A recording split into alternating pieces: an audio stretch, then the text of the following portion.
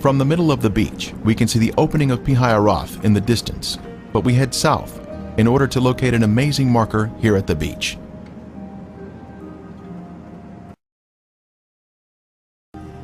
Near the road, we see this large pillar. 78 during his first visit to this beach. It had fallen down and was lying in the edge of the water, but today it is about 500 feet from the sea and has been set in concrete.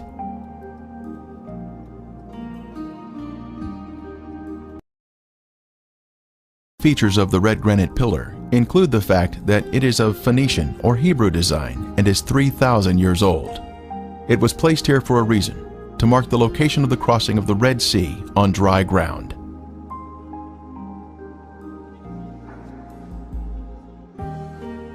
This pillar is even mentioned in the Bible, a pillar to the Lord at Egypt's border. At the south end of the beach is where we can see the pillar. A matching column on the other side of the Gulf in Saudi Arabia was found by Ron Wyatt in 1984 and was shown to Saudi authorities.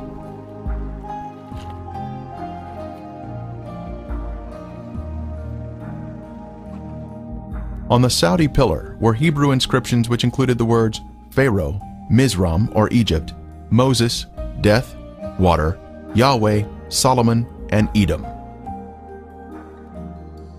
The inscriptions on this column have been removed, since the Egyptians living here were not excited about a Hebrew celebration marker located in their own backyard. Using Google Earth, one can zoom in on the beach here and spot the pillar standing near the road. This is an exciting use of technology to see the Bible come alive.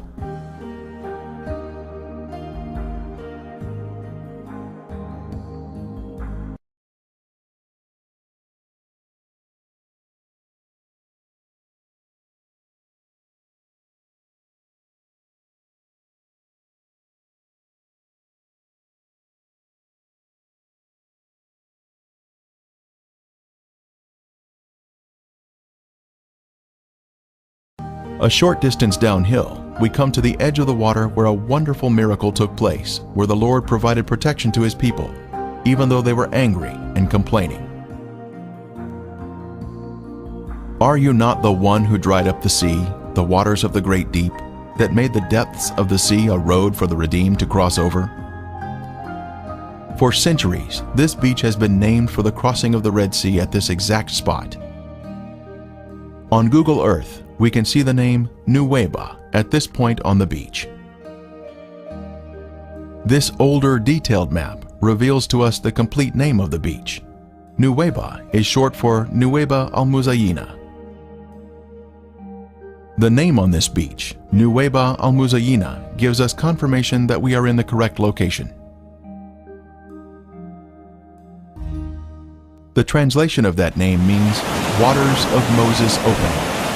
This is where the waters opened by the hand of God. The Lord demonstrated to His people that He would be their protector.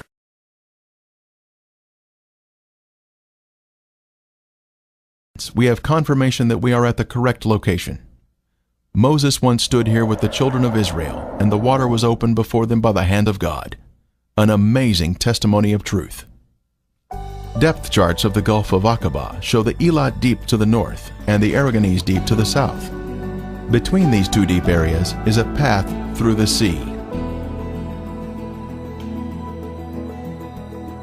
When Ron Wyatt was at this spot in 1978, he decided to inspect the water.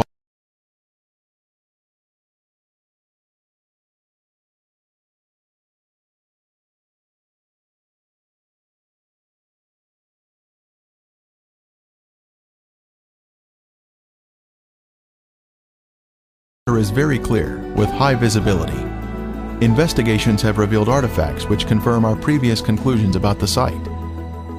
The seafloor is smooth and contains gradual contours. Our first artifact to inspect is this chariot wheel that still has 3 of its 4 spokes, plus the hub is extending upward. We see 90-degree angles here, which are a sign of man-made structure.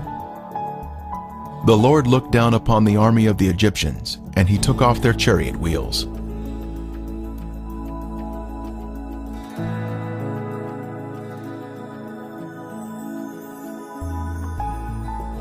The chariot wheel with 6 spokes was the most widely used by the Egyptians. Egyptian chariots were known to use metal hubs in the center of the wheels. Using metal detectors, divers have found metal in the raised hubs that are now covered in coral. Here we see another 4-spoked chariot wheel with 1 spoke missing and a center raised hub. The coral here has preserved the chariot parts by retaining the man-made structure, even after the wood has disappeared. Here we see another wheel suspended on its axle, standing at attention. It has 6 spokes and a raised center hub.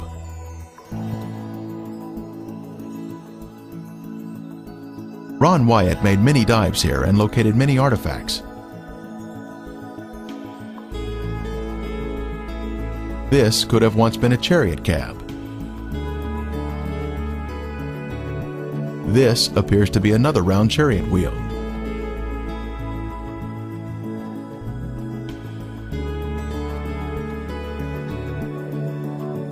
Horse remains have also been found here, such as this shrunken hoof.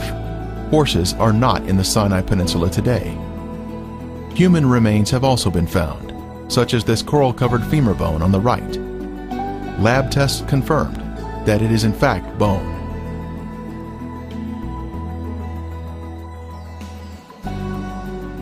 Other bones have also been found. A cross-section reveals the bone inside the coral.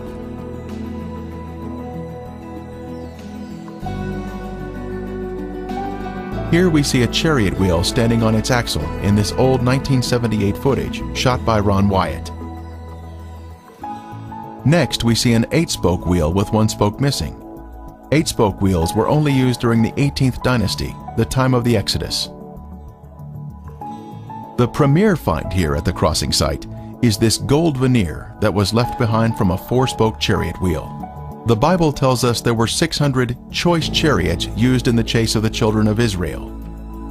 This artifact was left behind at a depth of 200 feet. Since specialized equipment would be necessary to raise it to the surface, today it is still in the location where it was found. Since there are chariot parts on this side of the Red Sea crossing, could there be other chariot parts on the other side of the Gulf, showing a continuation of artifacts? On the shore opposite of Nuweiba, inspection of the seafloor in Saudi Arabia has also been conducted to see if chariot parts can be found on this side of the Red Sea crossing. While investigating the Saudi Arabian waters, Viveka Pontian found this beautiful round chariot wheel specimen with a raised center hub. This is confirmation of the chariot parts continuing to the other side of the crossing site, opposite Nuweiba. By confirming the location of the Red Sea crossing, one is then able to conclude without a doubt that the real Mount Sinai must be over in Saudi Arabia, in Midian, just as the Bible says.